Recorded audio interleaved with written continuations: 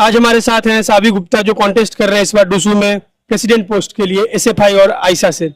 तो मेरा पहला सवाल है कि आप लोग इस बार पहली बार दिल्ली यूनिवर्सिटी के इतिहास में एक साथ मिलकर लड़ रहे हैं, तो इसका क्या लगता है प्रभाव आने वाले इलेक्शन में पड़ने वाला है? देखिए, आयशा और एसएफआई इस बार अलायंस फॉर्म करा है क्योंकि हम देख रहे हैं नेशनल लेवल पे भी अलायंस फॉर्म हुआ है, क्योंकि एक हमें अगर स्ट्रॉन्ग फैसिस्ट फोर्स को हराना है तो अलायंस में आना पड़ेगा। ये नीड ऑफ एन आवर है। ऐसे ही एबीवीपी हम देखते हैं कैसा फोर्स है। डेमोक्रेटिक स्पेस जो डीयू की थी वो खत्म होती जा रही है, तो इस बार आयशा और एसएफआई साथ आया है। प्रोग्रेसिव पैनल फॉर्म हुआ है।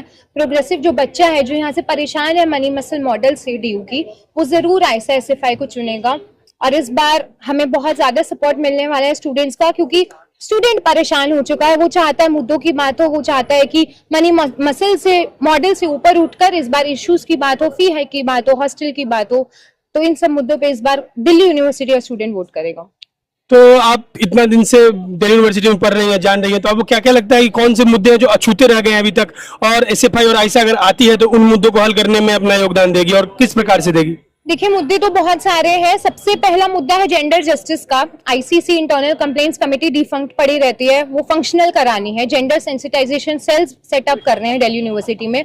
दूसरा मुद्दा है फी हाइक का। प्राइवेटाइजेशन हो रहा है इसी यूनिवर्सिटी में, चौतरफा अटैक है प्राइवेटाइजेशन पे, तो फी हाइक कर्ब होनी चाहिए। हॉस्टल नहीं है डीयू में, ये यूनियन 10 साल से पावर में है, हॉस्टल नहीं बनवाए हैं, बात भी नहीं करती। हॉस्टल की जगह गौशालों को दे दी जाती है। हंसराज कॉलेज में हॉस्टल बनवाने हैं।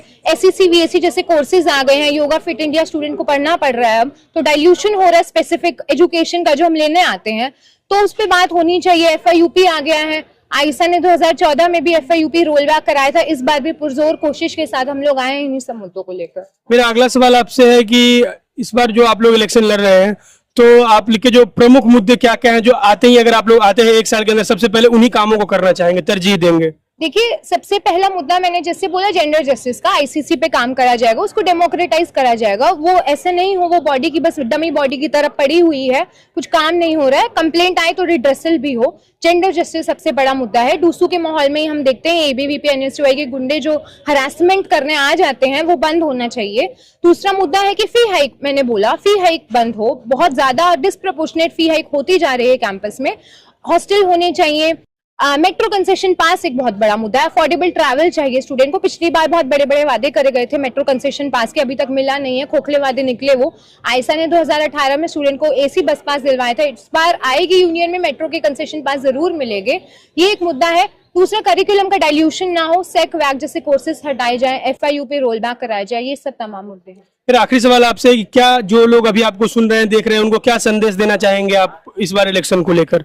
देखिए, संदेश यही है कि इस बार उन लोगों को हटाइए पावर से जो 10 साल से यूनियन में बैठे हैं, काम नहीं कर रहा है। आप लोगों को बेवकूफ समझते हैं, स्टूडेंट को बेवकूफ समझते हैं कि मुद्दों की बात नहीं करेंगे, डिबेट डिस्कशन में इन्वॉल्व नहीं होंगे, नाम रटवा के पैसा दिखा के वोट मिल जाएगा। तो इस बार उनको गलत प्रूफ कीजिए, ऐसे लोगों को हटाइए और मुद्दों की बात कीजिए। इश्यू बेस्ड पॉलिटिक्स में एंगेज होइए। आयशा एसएफआई को वोट कीजिए, स्पेशली कॉमन स्टूडेंट को वोट कीजिए। और to all the women out there, हमारे पैनल में 3 महिलाएं हैं। हम जेंडर जस्टिस की सिर्फ खोखली बात नहीं करते, टोकनिज्म के लिए एक वुमन कैंडिडेट नहीं है, 3 महिलाएं हैं। जेंडर इस बार डूसू में वुमन प्रेसिडेंट भी होगी, तो इसके लिए काम कीजिए, इसके लिए वोट कीजिए, ना कि गुंडों को वोट कीजिए। तो यही।